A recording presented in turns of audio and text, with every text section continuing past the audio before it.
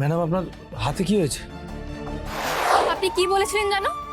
আপনি আমাকে এতটা উঁচুতে রাখেন, তাই তো? ঠিক আছে, আপনি যখন আমাকে এত উঁচুতেই রেখেছেন, এখন থেকে আমি সেখানেই থাকবো। আপনার থেকে এত দূরে থাকবো যে আমার চোখের জল বা মুখের হাসি কোনোটাই আপনি দেখতে পাবেন না। Thank you. আসলে আমার তো আপনার মতো ভালো মন নেই, তাই আপনাকে অত উঁচুতে না, আমি আমার মনে একটা ছোট্ট জায়গা দিয়েছিলাম। কিন্তু আপনি আমাকে বুঝিয়ে দিয়েছেন যে আমি ভুল করেছিলাম। আমার পাশে কেউ না থাকলেও আমি সবসময় আনন্দে আর হাসি খুশি থাকবো। ম্যাডাম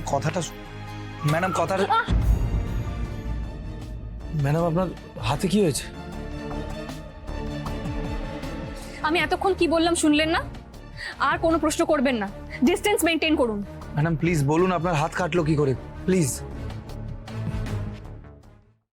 আজই ডাউনলোড করুন আর এনজয় করুন আপনার পছন্দের শো।